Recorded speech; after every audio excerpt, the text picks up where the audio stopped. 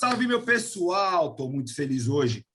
Uma pessoa que fez parte da minha infância, do meu aprendizado sobre samba, uma pessoa que me ensinou ali no finalzinho dos anos 90 e que depois fez parte do maior grupo de samba de todos os tempos, que hoje está me dando a honra de ter um pouco dessa história aqui.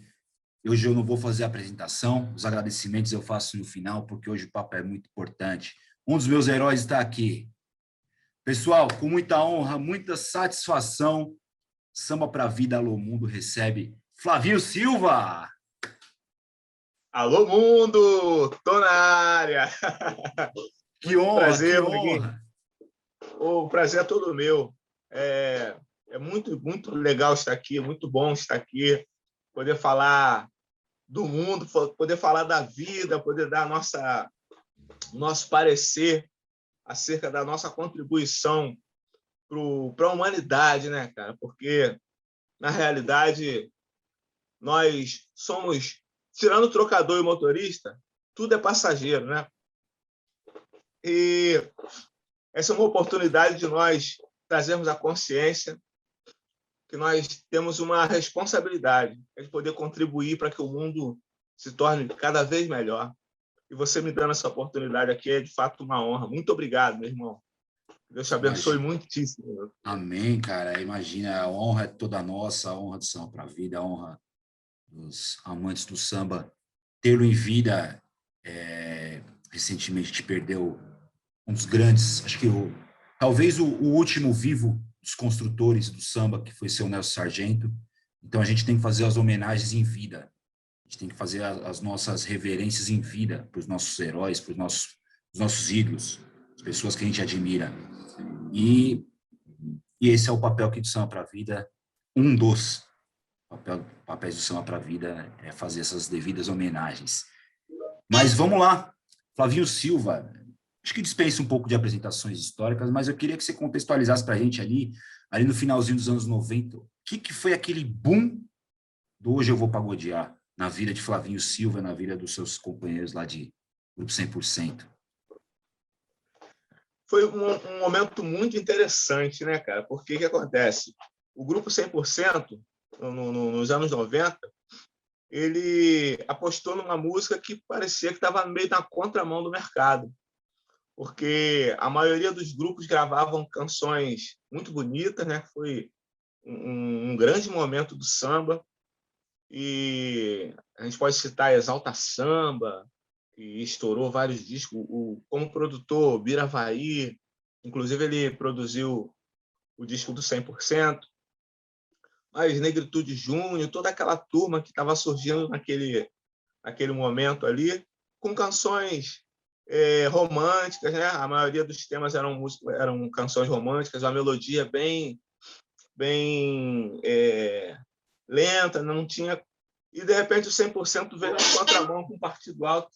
Aí o grupo 100% veio com aquele Partido Alto, aquele sambão de raiz, e parecia que o público estava carente daquele estilo de música, né?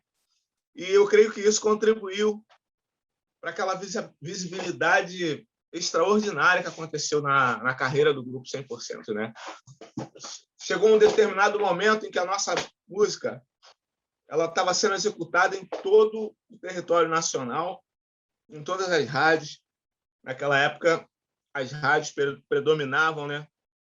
Eram muitas rádios. Agora, com a evolução, com a internet, a gente pode fazer a nossa playlist e tocar o que a gente quer ouvir. Mas naquele momento, teve uma contribuição muito importante com as rádios que tocavam bastante as nossas músicas, né? E foi, de fato, um momento muito interessante para o Grupo 100%. E em um ano aconteceu aquilo tudo que você viu. Em um ano, nós gravamos um disco, com o Paulo Tenente, que na época ele era presidente da Escola de Samba Leão de Iguaçu. E ele tinha um projeto de gravar 3 grupos. Grupo Pirraça, Grupo Toquitô e o Grupo 100%, é o que estava sobrando para investir. Falei, vamos dar uma oportunidade para esses criolinhos aí. E o grupo 100% fez aquele sucesso fantástico e mudou a história de muita gente. Mudou a história da PTA, que era uma produtora que estava trabalhando com esses 3 grupos. Mudou a história de cada componente do grupo, isso alcançando suas famílias. Mudou a minha carreira como compositor, porque a partir daquela música que é de autoria do Delcio Luiz e do Adalto Magalha, mas naquele momento, acredito que hoje ainda aconteça isso. As pessoas associam a música ao intérprete. Né? Isso acontece com o Diogo Nogueira também, com a música Fé em Deus. Tem gente que não sabe que eu compus aquela canção, tem gente que atribui ao Diogo Nogueira. Mas está em casa. O negócio é a mensagem ser passada. E diga-se de passagem, é uma mensagem muito, muito edificante, né? Porque nós somos todos carteiros. E qual é a função do carteiro? É entregar a mensagem. Então, essa mensagem está sendo entregue, né? Não importa se a honra vai para o compositor, se a honra vai para o intérprete, mas quem é mais honrado quando a mensagem é passada é o dono da mensagem, que é o nosso Deus Todo-Poderoso. Mas eu peguei carona com o Delcio Luiz e com o Adalto Magalha, porque aquilo abriu muito as minhas portas. Dali, quando eu mandava a música para as pessoas ouvirem, eles associavam, pô, a música daquele rapaz que compôs Hoje Vou Pagodear, vamos ouvir e tal. Então, abriu as portas, eu gravei com a Beth Carvalho, com o Zeca Pagodinho, com Fundo de Quintal, em parceria com Carlos Caetano e com Moisés Santiago. Foram muitas canções que fizemos juntos e todas elas fizeram sucesso. Aí Pique Novo, Swing Simpatia, o próprio grupo 100%, depois o grupo Molejo, grupo Revelação. A galera aqui do Rio de Janeiro, eu acho que todos os... Leandro Sapucaí também gravou a canção de minha autoria. Enfim, aquilo me deu uma sustentabilidade na carreira como compositor. Foi um momento muito interessante. Hoje vou pagodear. E agora... Eu digo o disco inteiro. Aquele disco inteiro foi muito bem produzido, repertório escolhido muito a dedo. Tem uma canção do Fogaça, corrija se eu estiver errado, é do Fogaça, que é o Trevo de Paz, que para mim é a melhor canção ali tocou muito. É a melhor do disco para mim. Sem dúvida, é melhor, uma melodia muito agradável, uma letra bem elaborada e toca os corações, né? Algumas vezes, quando eu estou cantando aquela canção, as pessoas choram. O Fogaça, ele é muito talentoso, né? Fogaça. Tem canção do Dudu Nobre também nesse disco. Eu gravei... Eles gravaram 3 canções minhas, né? Eu fui uma cobaia naquele momento. Por quê? O que acontece com um grupo que não tem tanta expressão, que era o caso do 100%, a gente arrebentava na roda de samba, sobretudo na Baixada Fluminense. Ali em Nova Iguaçu tinha um pagode, era o Segunda Sem Lei. Esse pagode era um evento muito comentado, muito frequentado por todos os artistas aqui do Rio de Janeiro. A galera, o que acontece é o seguinte, naquele pagode ali, era um pagode... O pagode era apenas um pretexto para o futebol, que a gente jogava toda semana. Acabava o futebol, fazia a roda de samba, e era um futebol de músicos. Só que eram os músicos que tocavam com o Neguinho da Beija-Flor, outros tocavam com o Bebeto, outros tocavam com Alcione, outros tocavam com vários artistas. E na segunda-feira, que era o dia em que a maioria das pessoas não tinha trabalho, né? A gente se reunia lá para jogar futebol. Só que tinha semana, o pessoal estava em viagem. Algumas pessoas fazendo viagens internacionais, outras chegando e tal. Então, tinha semana que não tinha ninguém para tocar. Então, foi o Sávio, que foi o empresário do Grupo 100%, fez uma gestão fantástica. Ele teve a ideia de montar uma base. Se chegasse alguém para jogar o futebol e tocar, chegava e tocava, estava de boa. Agora, se não fosse ninguém, o pagode não deixava de acontecer, porque o pagode superou o lazer, né? Então, daqui a pouco começaram a botar a entrada e tal, e cobrar a entrada até para controlar o número de pessoas, porque estava ficando muito cheio. E, como falei, aí formou o grupo 100%. Mas era um grupo que não tinha muita expressão perante o público, era um grupo famoso entre os famosos, entre os músicos famosos, os músicos que tocavam para os famosos. Olha bem. E então a gente pegou aquela visibilidade, vamos gravar um disco e tal. Mas aí acontece o seguinte, o compositor, ele não vai dar a pérola dele para qualquer grupo, porque o compositor, ele vive das canções que ele compõe. Então, se ele não tiver a certeza de que vai ter um retorno, fica muito difícil ele soltar o que ele acha que ele tem de melhor. E isso aconteceu com 100%. Por isso foi que eu gravei 3 músicas, porque ninguém queria mandar. Falei, bom, como eu sou do grupo, então aí gravaram 3 músicas minhas.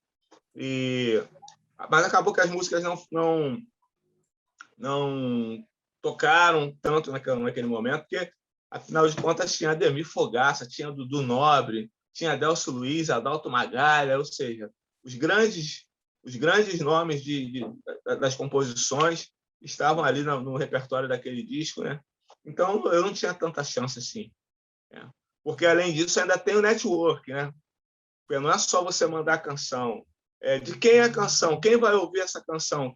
Qual é a rádio que vai? Qual é o relacionamento do compositor com o diretor daquela rádio e tal? Tudo é uma série de elementos que envolve a questão de uma música tocar ou não tocar. Não só a música, a não ser que seja uma música que seja acima da média, que não tenha como ser barrada, né?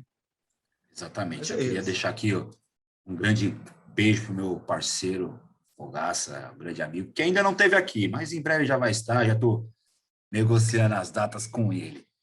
Ademir Fogaça é um grande compositor, eu tive conversando esses dias com o Júnior Belo, youtuber, é o dono, se colocou CD de pagode no YouTube, vai estar Júnior Belo. Das primeiras pesquisas lá vai estar Júnior Belo.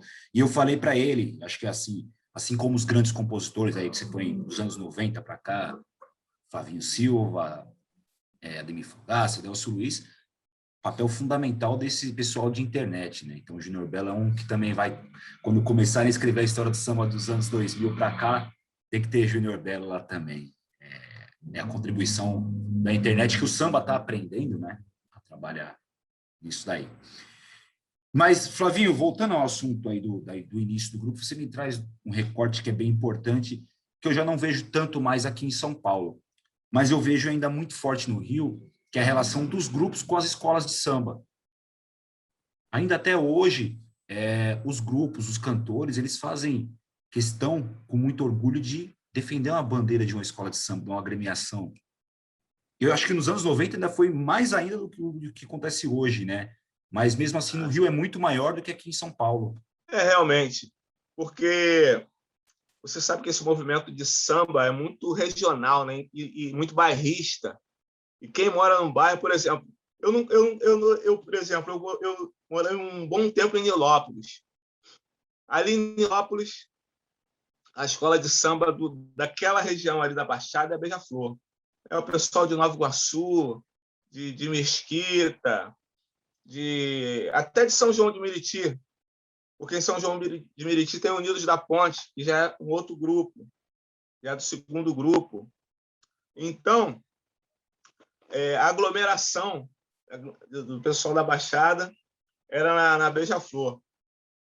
Mas como o samba não tem fronteiras, cara, E eu, quando comecei a tocar cavaquinho, eu ficava apaixonado quando chegava essa época de samba enredo, porque eu ia para todas as escolas de samba e eu tocava muito nas disputas de samba enredo.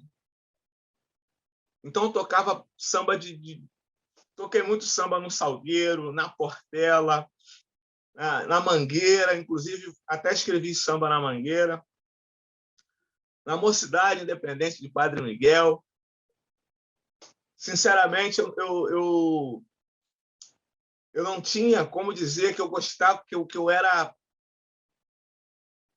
aquela escola de samba, porque eu rodava por todas elas e em cada uma que eu chegava era um tratamento especial, as pessoas me recebiam com bastante carinho e tal, e eu fiquei, caramba, para quem eu vou torcer? Mas fiquei por um bom tempo bastante apegado a Beija-Flor de Nilópolis. Mas depois comecei a frequentar a Mangueira e conheci Alvinho, Ivo Meirelles e uma série de presidentes ali da Mangueira também. Foi uma experiência muito interessante. No Salgueiro, inclusive o Sereno, é um grande compositor que está sempre disputando samba lá no Salgueiro. Enfim, Portela, eu moro aqui pertinho da Portela agora. Agora eu moro aqui em Jacarepaguá. Atravessei ali o viaduto Negrão de Lima, já caí na Portela. E ali naquela região tem Portela, tem Império Serrano. Rapaz, é muito difícil a gente falar que, no meu caso, né, é difícil eu expressar o amor por uma escola de samba, porque todas elas são muito, muito especiais para mim. Agora tem aquela galera, por exemplo, o Arlindo Cruz é Império, né? O Monarco é Portela, não tem jeito. O Mauro Diniz também é portelense. Então, não tem como a gente expressar, porque também tem uma questão da história, né? Da família dele, do Mauro Diniz que estou citando.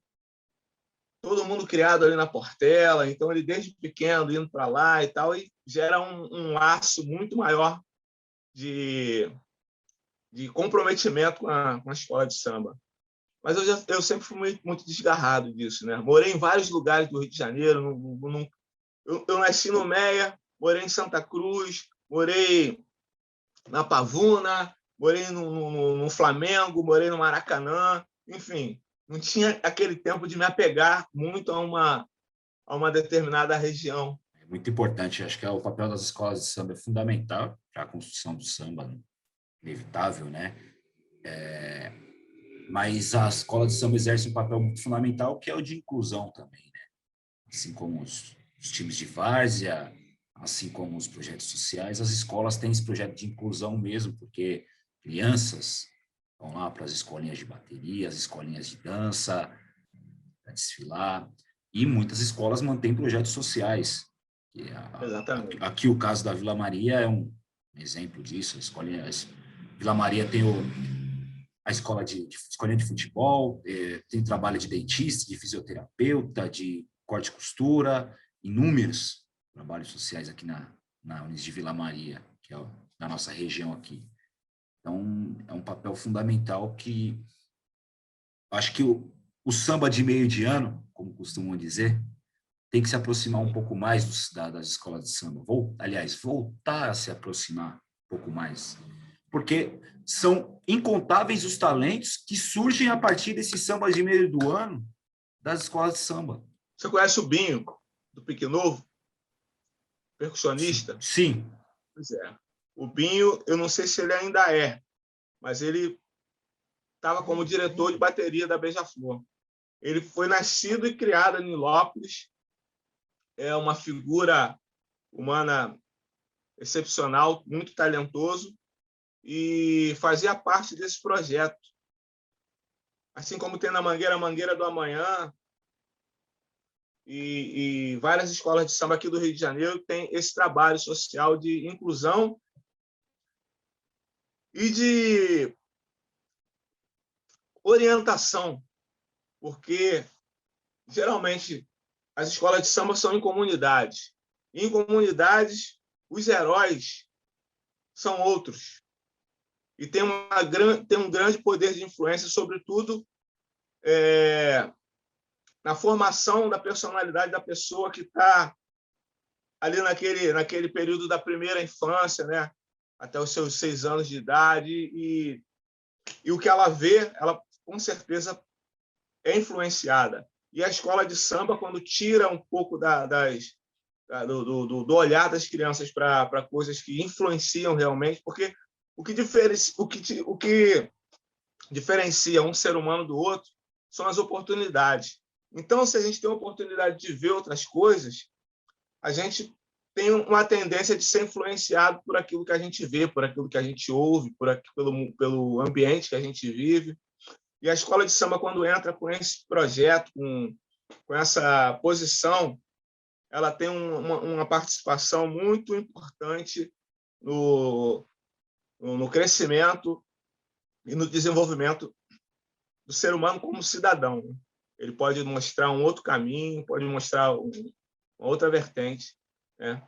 E a aproximação do samba de meio de ano com o samba de fim de ano, né? O samba de enredo, é a propagação dos eventos, né? Isso vai causar uma aglomeração e a mensagem, mais uma vez, ela pode ser passada, que isso pode despertar o interesse por uma atividade que pode mudar a história de toda uma família, né? Porque se a gente fizer tem pesquisas aí que atestam que, por exemplo, a maioria dos delinquentes norte-americanos, a família dele ou o pai foi preso, a figura paterna não tem aquela influência ali, porque a família ela deve ser constituída de pai, a figura paterna, a figura materna e o filho. Eu sei que isso aqui vai causar um reboliço aí. Mas é isso, não tem como você querer mudar. É uma instituição que tem que ter pai e mãe, porque é isso que vai garantir o nascimento de outros seres humanos, que vai garantir a propagação da humanidade. Tem que ter o pai e a mãe para gerar um filho. E quando isso é atacado, daqui a pouco a humanidade acaba, porque não vai nascer mais ninguém, se a gente for levar por outro lado aí. Mas é melhor a gente pular essa etapa, né? Sem problema. Aqui a gente é um ambiente democrático, respeita todo tipo de opinião. A gente gosta muito, a gente trata muito a diversidade das pessoas, a gente trata as inúmeras formas de viver e respeita todos os tipos de opinião. Isso é que é o importante, que a gente tem que traçar.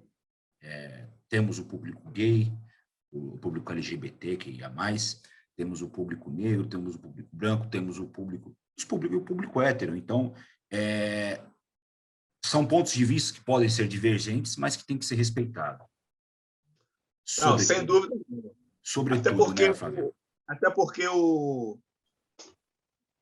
que garante uma boa relação é o respeito. O que garante uma relação, seja em qualquer âmbito, tem que ter o respeito. Isso não quer dizer que você tenha que concordar, mas você tem que respeitar, né? Porque tem coisa que eu estou falando aqui que nem todo mundo concorda, posso estar falando uma grande besteira, mas é o meu ponto de vista. Eu também não quero defender meu ponto de vista, não, mas se alguém vier me perguntar, eu vou expressar o meu ponto de vista, né? Mas se não tocar nesse assunto também... É ótimo, e pode ser que o seu ponto de vista seja válido para você hoje, mas não seja válido para você amanhã. Talvez amanhã você possa mudar o seu ponto de vista porque alguém te convenceu de que seu ponto de vista está errado. Você falou, eu estava errado. E ok, eu estava errado. Ok, está certo ou está errado. Eu mudar pontos de vista, mudar maneiras de pensar, é válido também. Então, mas tudo baseado no No respeito das pessoas. No respeito, com certeza. Voltamos ao assunto compositor, Flavinho. Flavinho, você compôs essa grande obra, que se vale de relato, que é o Fé em Deus. Há uns dias atrás, a gente tem um movimento aqui das páginas de samba do Instagram. E de vez em quando a gente se atreve a cantar, a tocar ao vivo, pessoal. Canta, faz acorde errado, canta desafinado, mas o que vale é a gente desopilar esse momento tão ruim que a gente tem vivido, tão incerto. Não digo nem tão ruim, porque tem muito aprendizado nisso, mas um momento tão incerto que a gente está vivendo. Então a gente precisa desopilar. E uma das histórias que veio na live para a gente foi a respeito da sua música, que na época, no dia, o rapaz até falou que é uma música do Reinaldo, né? O Reinaldo também, nosso príncipe, que Deus tenha, regravou também. E ele fala, cara, a música muda a vida. Eu tô aqui internado no hospital, tô acompanhando a live de vocês e já tô emocionado. E se puder, por favor, cante Fé em Deus. Essa música marcou demais a minha vida e eu tô precisando ouvir ela hoje. Como é para você, compositor, receber um relato desse? Rapaz, a gente tem a missão, a sensação de missão cumprida. Porque a gente sabe do poder da música. De repente, a gente não tem nem noção do poder da música. É só a gente comparar o seguinte aqui. Você imagina um filme de terror sem trilha sonora? Que terror que aquilo vai causar em alguém? Da mesma forma, um filme de amor sem trilha sonora vai ficar sem emoção. E a gente vê, atualmente, a música sendo utilizada como ferramenta para musicoterapia, para terapia de doenças, de algumas patologias. Ou seja, a música ela tem o poder de transportar a sua mente para um lugar, para um tempo, para um momento em que ela fez a emoção brotar do teu coração e ela fica registrada na sua mente. Por exemplo, se você teve um momento na sua vida que foi marcado por uma canção, esse momento foi de extrema felicidade, podem se passar anos e você escuta aquela música, você revive aquela sensação, você revive tudo aquilo em que aquela música estava englobada. Como da mesma forma, se uma música marcou um momento muito triste, um momento de dor, de repente você escuta aquela música, te incomoda, pô, desliga essa música aí, não quero ouvir isso não. E a maioria das vezes você não sabe nem por quê, mas aquela música te incomoda. Porque o cérebro ele tem essa função de apagar aquilo que te faz sofrer para economizar energia. Mas o importante é que a música ela está atrelada em todos os momentos da nossa vida. Você faz aniversário quando? 14 de maio. Imagina todo mundo cantando parabéns, não tem como. A música ela está presente em todas as manifestações de eventos de caráter religioso, seja na igreja, seja em movimento de religião de matriz africana, em todos os momentos tem música. A música ela tem um poder muito, muito além do que a gente imagina. E quando a gente é um instrumento para compor uma música que traz esse tipo de sensação para a pessoa, a ponto dela relatar que está precisando ouvir uma música que você fez, é uma satisfação indescritível. A gente tem realmente a sensação de que você está sendo um instrumento de Deus para levar conforto para o coração das pessoas. É maravilhoso. É maravilhoso. Realmente essa música é uma das músicas que se enquadram nas músicas que são orações. Fé em Deus, ela é uma música dessa. É uma música que pode ser tocada na roda de samba, é uma música que pode ser tocada num show no palco, é uma música que pode ser tocada num templo evangélico, é uma música que pode ser tocada numa igreja católica, é uma música que pode ser tocada num terreiro de candomblé, de umbanda, porque ela é realmente a manifestação de Deus, propriamente a manifestação de Deus. É o mais genuíno das orações, é o mais genuíno, o mais puro da mensagem de Deus. Eu vejo dessa forma, né? Até porque Deus, ele está acima de todas as religiões, né? A religião, ela mais nos afasta do que nos aproxima, né? Cada um quer levantar sua bandeira, que, pô, meu Deus é esse, o meu é aquele, tal, tal. Inclusive, é importante a gente lembrar que Deus, ele está acima de todas as religiões. Deus não é religioso. Vamos falar de Jesus Cristo. Jesus Cristo era judeu, mas ele não pregava o judaísmo, ele não falava para ninguém, você tem que se converter ao judaísmo. Não. A mensagem dele é: ame a Deus sobre todas as coisas e ao próximo como a si mesmo. Agora, a sua preferência, né, é uma coisa que tem que ser respeitada, como a gente acabou de falar de respeito aqui.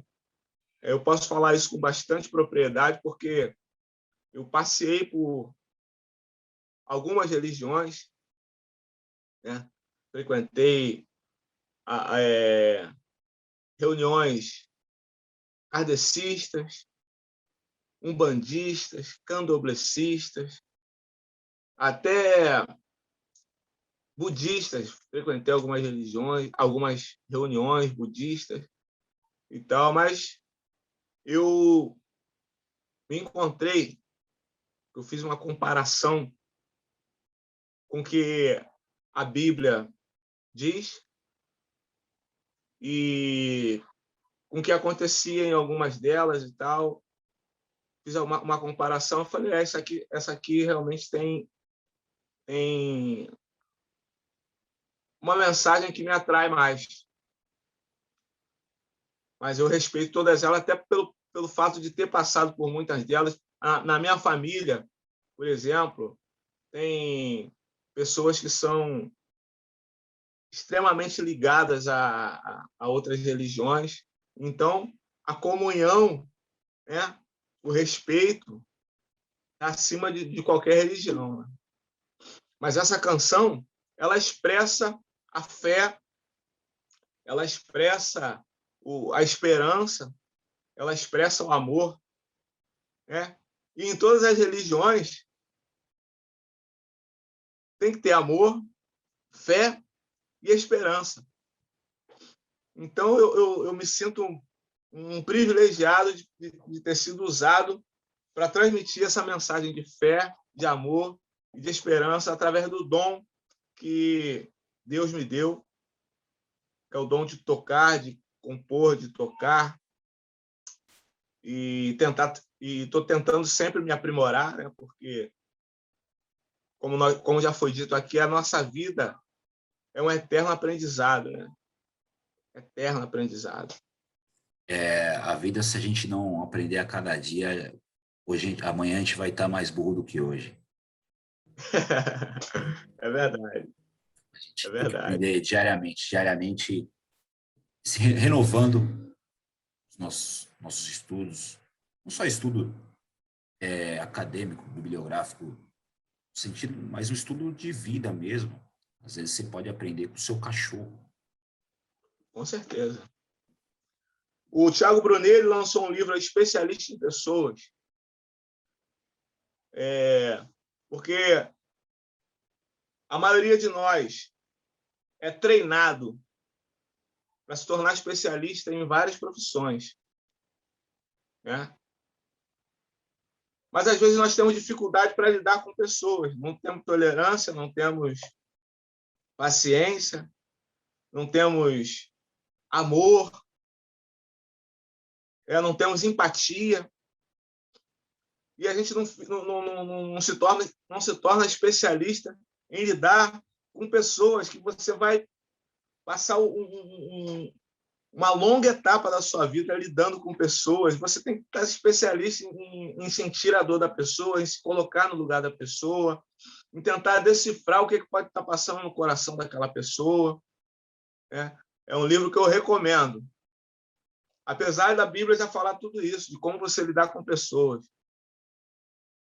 Mas, por ser uma linguagem, talvez, apesar de ter sido renovada, de ter sido atualizada, mas tem é difícil ler a Bíblia, sobretudo as Bíblias mais conservadoras, mais antigas, é difícil de você interpretar. Somente o Espírito Santo dando aquele derramar de entendimento, para que você tenha alguns versículos que você lê e aquilo parece que sobe uma luz daquilo ali e traz à tua mente o entendimento que você precisa. Mas a ciência ela tem feito isso, ela tem traduzido algumas questões, e colocando de maneira simples para o nosso entendimento. Mas não se engane, a ciência ela só vem a comprovar tudo que já foi escrito há mais de 5.000 anos atrás. Se a gente for colocar o Antigo Testamento com o Novo Testamento, vai dar mais de 5.000 anos de escritura. E a ciência ela vem confirmar muito do que já foi escrito. E nos dá vem provando cientificamente, porque tem a metodologia científica que tem que atestar e tal, mas só que tem coisa que é pela fé, cara. Tem coisa que você não vai ver escrito em lugar nenhum, que você vai sentir e que vai acontecer. E se a pessoa não estiver na mesma sintonia que você, não vai entender, não vai compreender, não vai nem acreditar. Eu, por exemplo, aconteceu um milagre comigo essa semana. Essa semana aconteceu uma coisa que eu fiquei impressionado como é que Deus ele é poderoso para mudar a situação, para mudar as nossas para mudar a nossa história. E tudo isso já foi escrito, cara. Logo no início, no livro de Gênesis, no capítulo 1, no versículo 26, está escrito assim: e façamos o homem à nossa imagem conforme a nossa semelhança. E domine sobre os peixes do mar, sobre as aves do céu, sobre a terra, sobre o gado, sobre o réptil que se rasteja pela terra, se move pela terra, dependendo da versão. Ou seja, o ser humano foi criado à imagem e semelhança de Deus e foi criado para dominar sobre a tecnologia, para dominar sobre a terra, para dominar. Em outros textos, tem um texto ali no livro de Provérbios que diz o seguinte: o poder da vida e da morte está na tua língua. E daquilo que sair dela, o que você se alimentar, aquilo vai acontecer. Assim como imagina a sua alma, ou seja, a sede das suas emoções, do seu intelecto, assim como você imagina, assim é. Ou seja, se você falar, se você declarar, solicitar, agradecer e desfrutar, você vai viver as maravilhas que Deus já preparou para nós. Um outro exemplo também está no livro de Ezequiel, do profeta Ezequiel, em que ele levou o profeta em espírito a um vale de ossos secos e perguntou a ele: o que você acha que vai acontecer com esses ossos? Ele falou: Deus, o Senhor sabe o que vai acontecer. Eu não sei de nada. Não foi com essas palavras, é óbvio, mas o sentido é esse. Então Deus falou para ele: então faz o seguinte, profetiza. E ele profetizou sobre aqueles ossos secos. Ossos secos. Sobre a palavra do Deus Altíssimo. E você sabe o que aconteceu? Os ossos criaram eles se conectaram uns com os outros, que criaram carne, criaram nervos, receberam o espírito e se transformaram num grande exército. O poder estava onde? Estava na língua, porque Deus, se ele vier para cá como espírito, nós seremos fulminados. Até ele, para manifestar o poder dele, ele vem em forma de homem. Ele vem em forma de Jesus Cristo. Sendo que Jesus Cristo era 100% homem, 100% Deus. Mas para o poder dele se manifestar nas nossas vidas, ele teve que estar encapsulado dentro de um corpo físico para poder fazer as maravilhas que ele fazia. E esse poder nos foi dado através daquilo que a gente fala. É lógico que tem um esforço, né? Esforça-te, tenha bom ânimo. Mas ele vai nos garantir que se nós nos esforçarmos para guardar as Escrituras, para guardar os mandamentos, nós seremos bem-sucedidos naquilo que nós nos propusemos a fazer. Mas o ser humano, muitas das vezes, ele foca na adversidade. Ele foca no problema e esquece que aquele problema é apenas um teste para que o poder de Deus seja manifestado, porque a palavra vem dizer: o que é impossível para o homem é possível para Deus.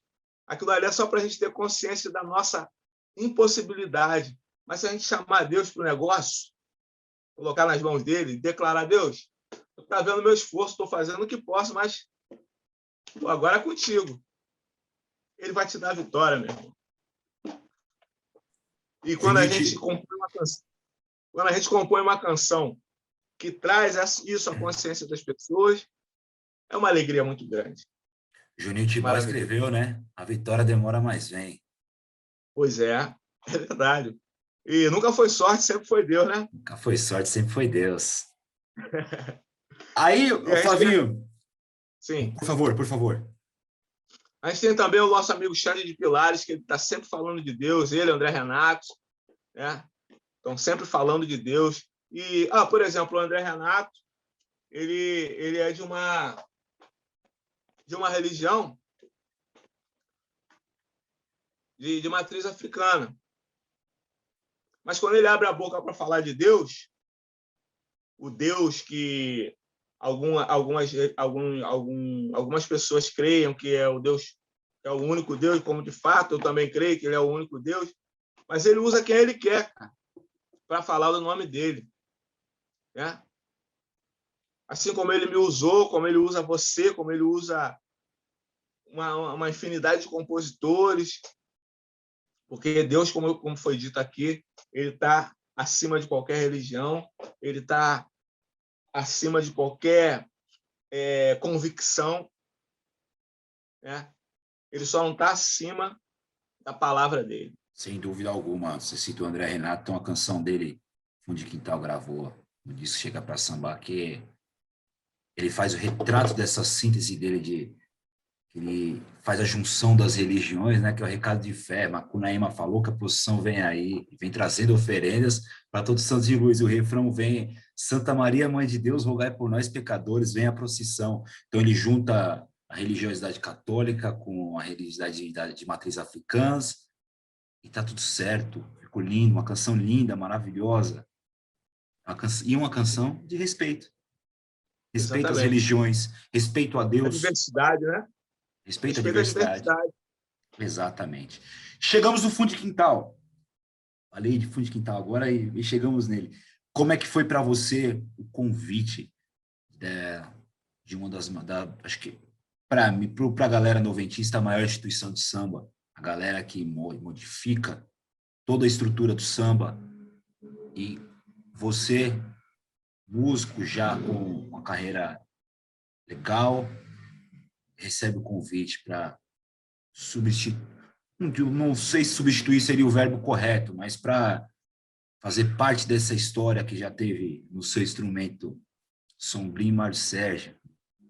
Como é que foi para você esse convite? Foi uma surpresa muito grande, porque sempre foi o meu sonho. O Fundo de Quintal foi a minha referência, sobretudo naquela versão, que era Bira presidente, o Birani,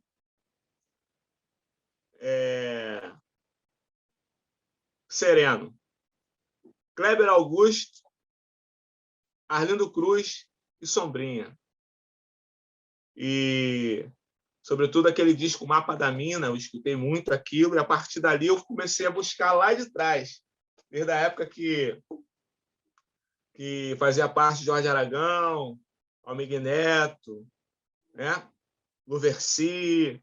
Aí fui buscar mais para trás, depois eu vim para frente acompanhando toda a trajetória até chegar no Mário Sérgio. O Mário Sérgio ficou 18 anos, parece, no fundo de quintal. Aí veio o Ronaldinho e tal. Então, nessa época, eu estudava fundo de quintal. A minha referência sempre foi o fundo de quintal, né? É lógico que teve outros grupos, né, nesse momento, né? Por exemplo, Só Preso Sem Preconceito, o Demônios da Garoa, também já é bem antigo, né? Desde a época do fundo de quintal. Mas, enfim, mas o fundo de quintal estava sempre presente nos meus estudos. Eu admirava muito sempre admiro ainda a maneira de Sombrinha compor, a maneira de Arlindo Cruz compor, né? A brincadeira que eles faziam com as palavras, né? Eles são gênios, são acima da média. E depois o Ronaldinho também tem canções maravilhosas. Inclusive tem uma canção que eu acho que é dele e do Mário Sérgio, que é Amor dos Deuses, que eu achava fantástica também. Enfim, sempre foi meu sonho. Eu me imaginava tocando aquelas canções e tal, mas nunca achei que pudesse acontecer. E eu estava na Europa. Nós estávamos, o grupo 100% estava fazendo uma turnê na Europa. A gente foi para a Suíça, aí Suíça, Espanha, Portugal, Alemanha, de repente França, de repente o telefone lá tocou do castelo onde a gente está. A gente estava no castelo de Bellinzona. Flavinho, querendo falar contigo aqui. Eu falei, comigo? Beleza, mas de onde que é? Pô, sei lá. Era o Ademir Batera. Mané, pá, olha aí. Ele, o Mário Sérgio vai fazer carreira solo, cara. O nome cogitado foi o teu. E aí? Tá dentro ou tá fora? Falei, caramba. Falei, cara, eu não tô nem aí, cara. Expliquei a ele, tô longe e tal, tô chegando no Brasil, então... E expliquei a ele, né? Ele falou, então tu chega aqui, a gente vai lá no Bira, vamos fazer uma reunião lá, vou te apresentar e tal. Apesar de que eu já conhecia, mas não tinha essa intimidade de ir na casa deles e tal. Tá?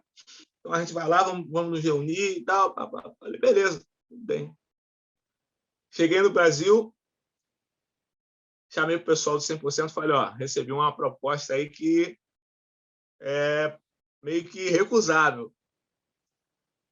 E, então, passei por todo aquele processo, né?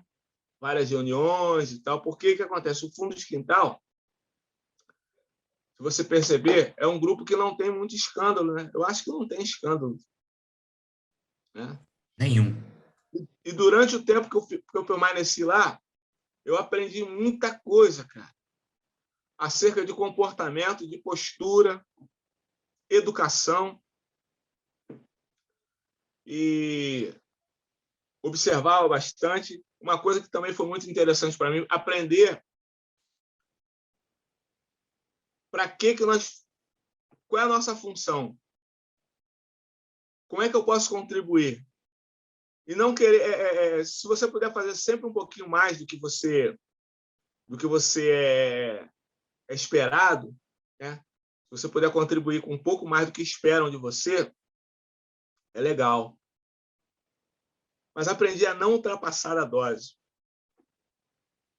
Entendeu? Porque, afinal de contas, são anos de diferença. Então, eu posso ter até ideias brilhantes, mas a experiência conta muito. Né? Então, eu aprendi a aprender mais ainda, a me colocar no meu lugar, observar bastante. E foi uma escola. né? O tempo que eu convivi com o Birani, com o Sereno, cada um com a sua personalidade, cada um com a sua maneira de ser. O Bira presidente, o Ronaldinho, o Ademir Batera, inclusive a gente se fala quase todo dia. Com alguns eu fiquei com mais contato, né? A afinidade eu tenho com todos eles, mas uns eu tenho mais contatos, até por conta da proximidade, né? Que a gente mora perto praticamente, eu e o Ademir. Então a gente se fala com mais frequência.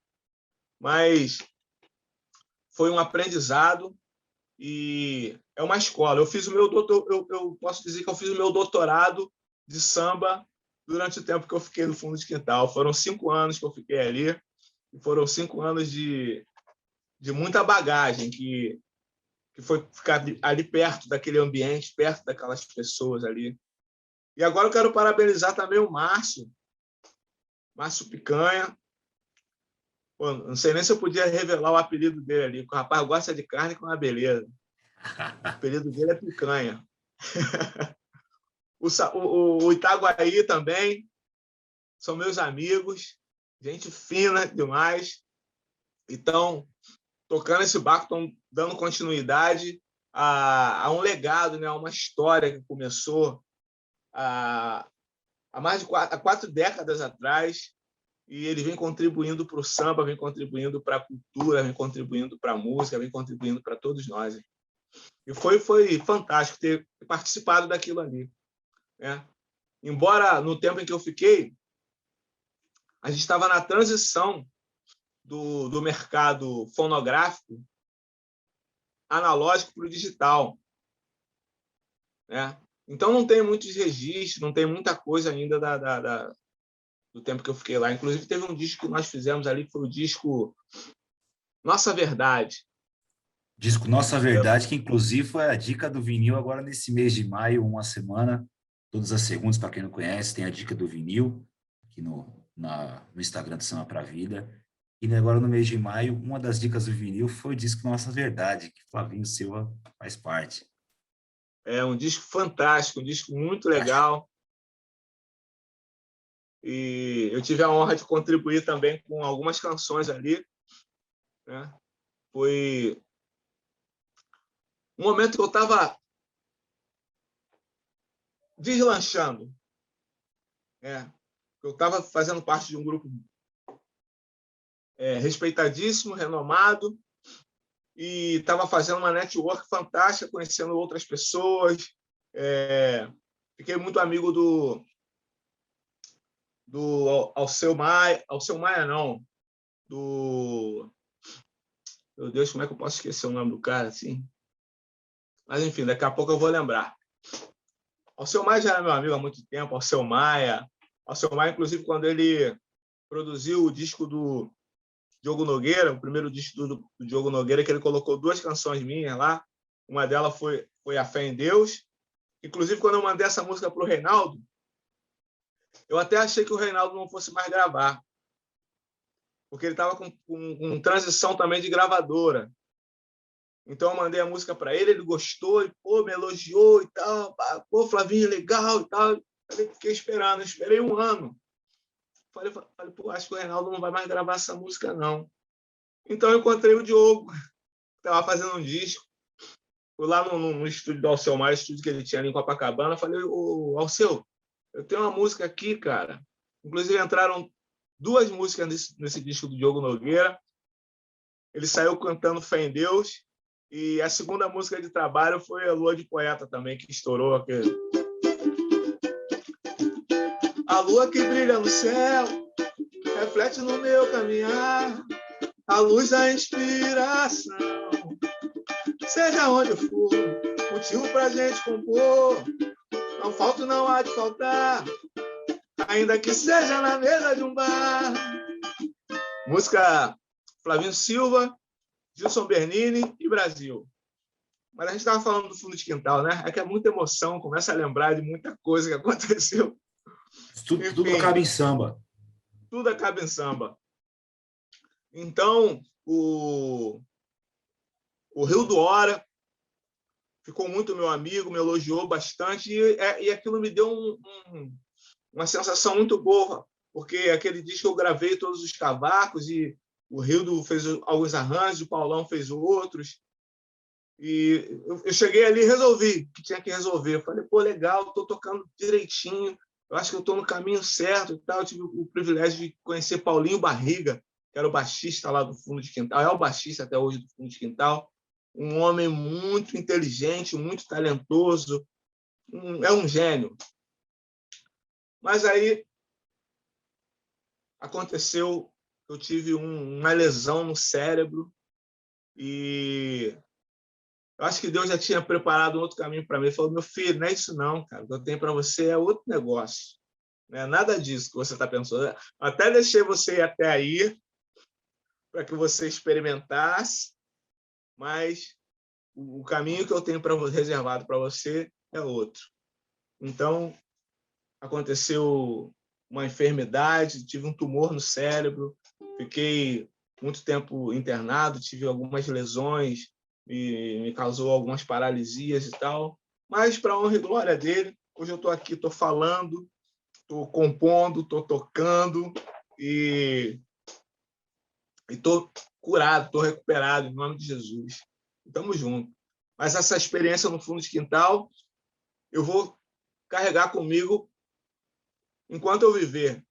E o que eu puder passar de experiência para as pessoas, eu fiz doutorado lá no Fundo de Quintal, né? Sem dúvida alguma. E uma das grandes emoções da pandemia para mim foi a live do Fundo de Quintal, lá no Cacique de Ramos, e que eles trouxeram quase todos os ex-componentes, né? Infelizmente, o seu Jorge Aragão não pôde participar, porque estava internado com Covid. Arlindo Cruz, as impossibilidades dele, então foi representado pelo filho. Almig Neto, que Deus o tenha, foi representado também pelo filho, mas foi uma live emocionante. Você via a cara do Xande Pilares, a emoção correndo, né? Emoção literal, de lágrimas, né? Eu creio que para vocês também que estavam lá tenha passado toda aquela emoção, né? Porque um dos meus grandes ídolos, eu fui violonista de um grupo de samba aqui em São Paulo durante algum tempo. Meu maior ídolo é Kleber Augusto. Isso É é fantástico. público. E tanto como compositor, como cantor, era a minha referência maior. Hoje, infelizmente, ele não pode mais cantar, mas Foi você aquela voz grava. dele, cara, uma voz única, rapaz. Única, Única, única. única. E Aquele você, timbre, isso, cara, e é emocionante. nesse disco você traz interpretando você e Ronaldinho uma obra dele que eu ponho entre as 5 maiores dele, que é Fera do Cio. Então Fera do Cio.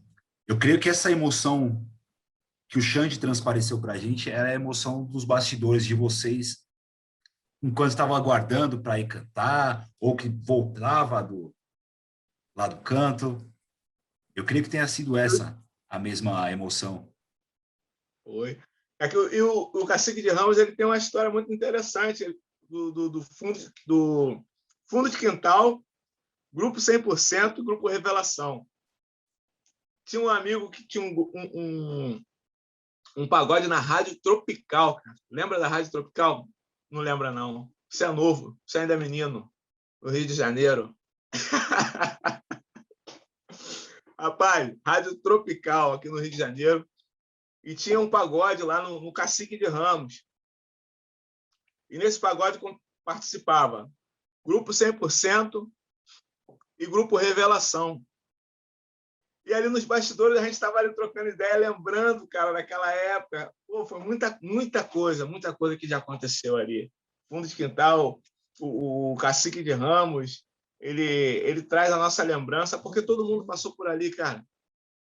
Aqui do Rio de Janeiro, a galera toda passou por ali. É uma história fantástica, a história de Almig Neto, de Zeca Pagodinho, de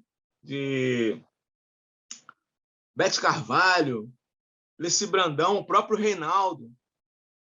Muita gente passou por ali. Reinaldo, antes de ir para São Paulo, que Reinaldo fez uma história fantástica em São Paulo, porque o Rio de Janeiro já não cabia mais. Então, ele transbordou para outros estados e estabeleceu em São Paulo uma história fantástica. Tem muita gente que nem sabe que o Reinaldo é carioca.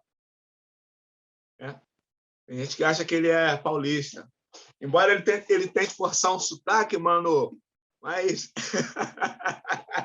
Eu tive a honra de acompanhar algumas vezes o Reinaldo aqui no Terra Brasil, antigo Terra Brasil, e às vezes ele tentava lá um ano, mas o X no lugar do S saía. Reinaldo é a minha referência maior. Eu falei para a Vera, a viúva dele, que minha maior tristeza é não ter tirado uma foto com o Reinaldo, ter tido esse registro.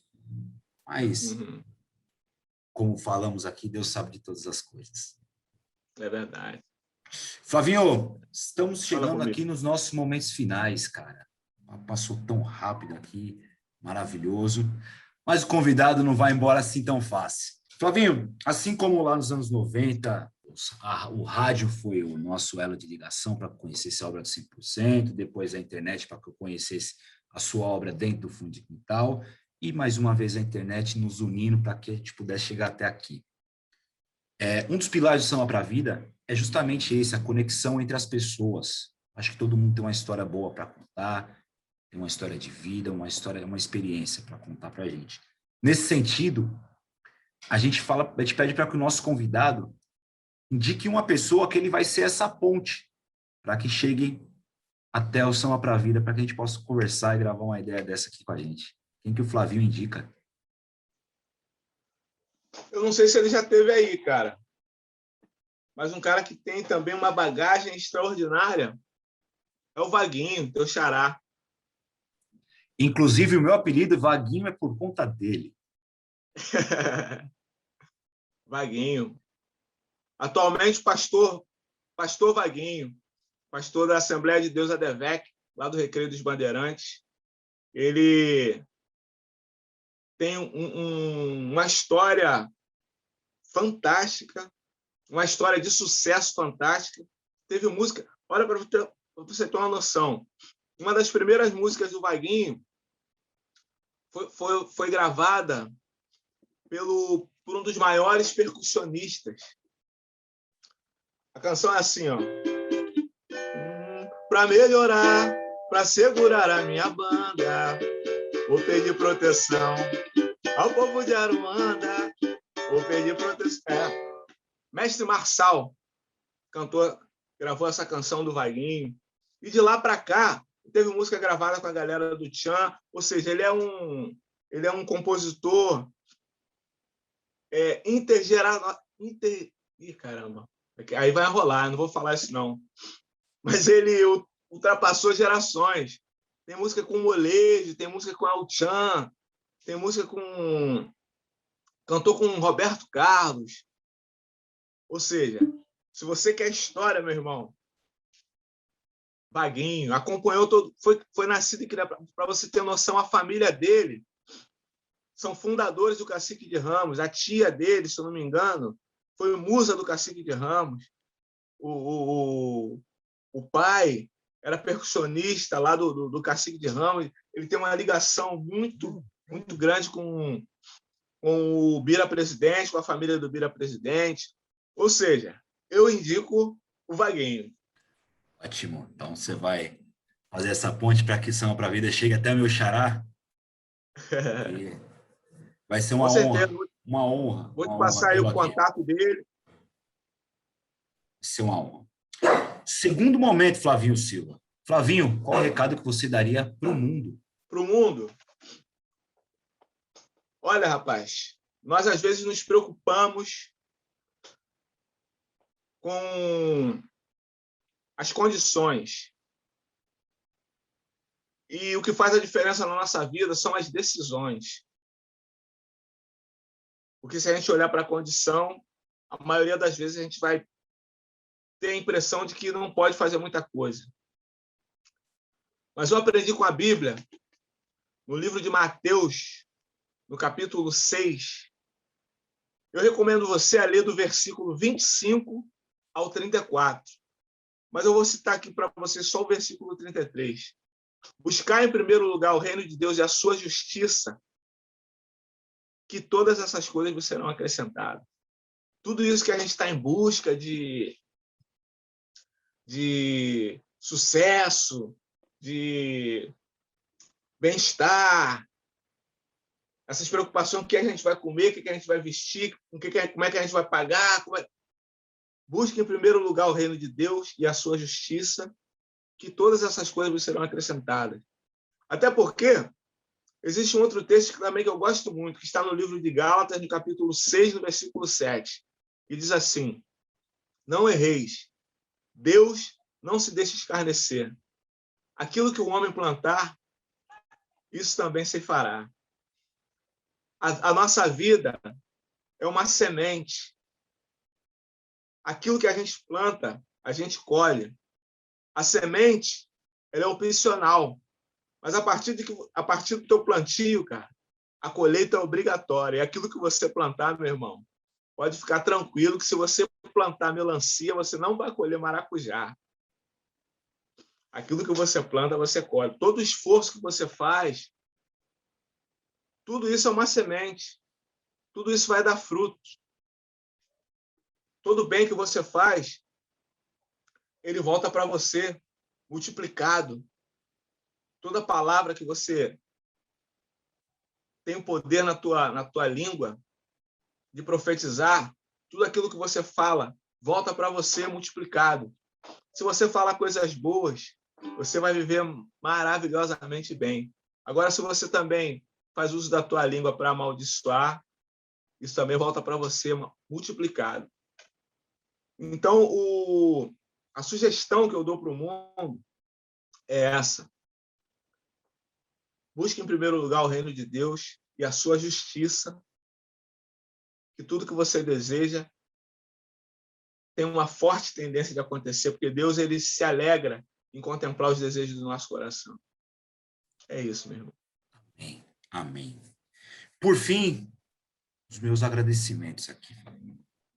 Flavinho, assim como eu falei no início, para a gente é uma honra inenarrável ter você aqui com a gente. Além de você ter nos dado uma aula de respeito, uma aula de civilidade, uma aula de educação, você sempre foi nosso professor aqui enquanto fãs, enquanto olhava vocês lá no palco no 100%, no palco fundo do quintal, e tinha admiração. E essa admiração só se confirmou com tudo que você ensinou para a gente hoje. Então, estamos longe fisicamente, você no Rio, em São Paulo, mas o samba nos aproximou, essa cultura inteira nos aproximou. E espero que Deus possa abençoar cada vez mais a sua vida, assim como Ele te abençoou num momento tão difícil. E Ele nos deu Ele me deu essa bênção também de poder hoje estar conversando contigo. Então, muito obrigado por tudo, muito obrigado pelo carinho, muito obrigado pela receptividade quando eu te fiz o convite. E foi uma honra, foi um prazer, foi uma satisfação ter falado contigo. Muito obrigado. Só vitória, meu querido. Inclusive, eu estarei aí em São Paulo dia 19, lá no projeto Mecadesh, na igreja do Mido Virgínia. Você lembra do Mido Virgínia?